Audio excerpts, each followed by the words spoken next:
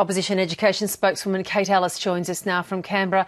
Kate Ellis, good morning. Thank you for joining us. Good morning, Virginia. Good to be with you. So does this policy reversal by the government, does this now end the controversy?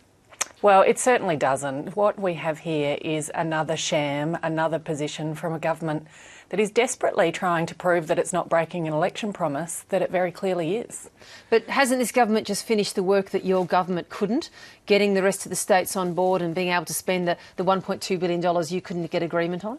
Well, no, not at all, Virginia. What this government have done, sadly, what we see is when you scratch the surface of the announcement yesterday, we see that what this government has done is actually throw out the school reform that we and the community and the sector have been working on for years.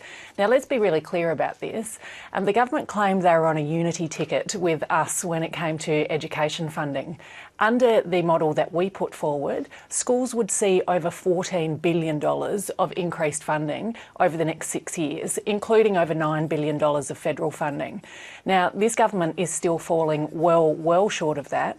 But what is even more alarming is they have conceded yesterday, and Eric Abetz let the Senate know about this in question time, that whereas under our agreement, whereas states had to stop cutting education budgets, they had to make co-contributions and they had to steadily increase indexation in schools, the Commonwealth have just given them a blank cheque. So what we will see here is federal dollars, but state governments cutting and under no obligation to increase their school budgets at all. Well, when you say that the government's fallen well short of the $14 billion over the next 6 years that the states would have got under your plan, by how much?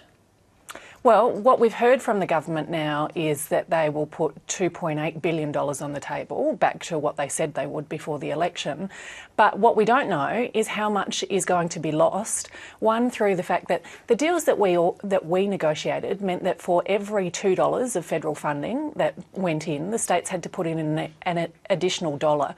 It also meant that the states had to sign up to 3% indexation each year.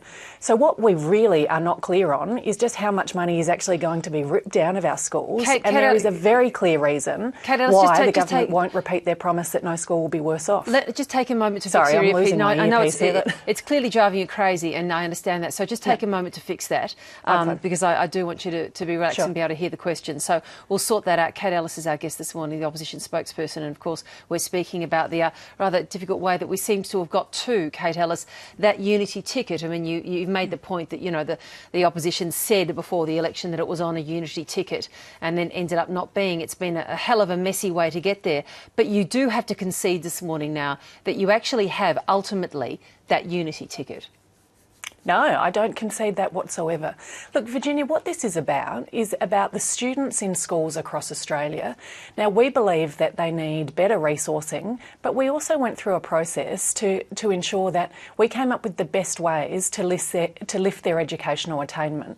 Now, what the government have ensured here is that there is no guarantee that they will get any additional resourcing whatsoever, but also that there is no obligation on the states to use any money that they get to lift teacher quality, to look into student quality, to look into the curriculum, to school autonomy, all of these things that have been proven and researched. So what the federal government have essentially done yesterday is panicked, backflipped, but not backflipped far enough, and written a blank cheque, which the states are under absolutely no obligation not to accept in one hand and cut their own school budgets by exactly the same amount in the other. That doesn't help students at all. OK, well, look, can I get you to respond to what we just heard also from Christopher Pyne then, that Bill Shorten never managed to get a national agreement? He has managed to do what Bill Shorten never managed to achieve. Do you want to respond to that?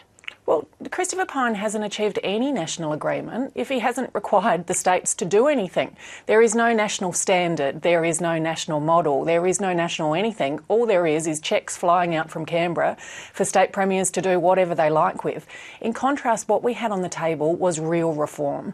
This was the biggest reform to our schooling system in 40 years, and we know that it was about making sure that whatever school, whatever sector that school was in, whatever state or territory you're in, that each student would receive the same base amount of funding, and then that there would be nationally consistent loadings on top of that. What about the most disadvantaged students in the system, the disadvantaged and disabled children? Will their interests be protected under this new plan in your view?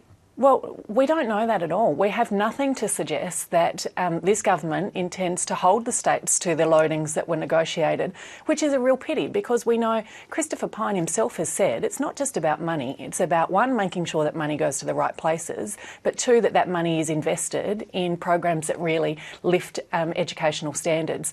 We know that Indigenous children, that children living with disadvantage, that children in remote communities, that children with disability need greater support in our schools, but sadly this government have just thrown out the entire reform process which was going to bring that about. Now, turning to how this played out in Parliament yesterday, it did appear to many, to myself included, that Bill Shorten really appeared to flounder in Parliament yesterday after the Prime Minister wrong-footed him really by changing the government's mind on this issue. Is Bill Shorten struggling to find his feet? Oh, I don't think so at all, Virginia. And the point that I think Bill was making very strongly in the Parliament is that this government and this Prime Minister promised that your school would receive the same amount of funding whether you voted Liberal or Labor. Yesterday, that lie was called out because yesterday it became clear that they cannot possibly guarantee that if they're doing absolutely nothing to lift those school budgets and to stop state governments from cutting them. Yesterday in the Parliament, we showed that they have clearly broken an election commitment and that they are making up policy on the run when it comes to schools. Now, clearly, if there is an area of government that deserves to have well thought through policy, that deserves to have a reform process carried through, it is the process which is going to lift the opportunities that we give to our children in Australia's schools. Kate Ellis, thanks for joining us today. Thanks, Virginia.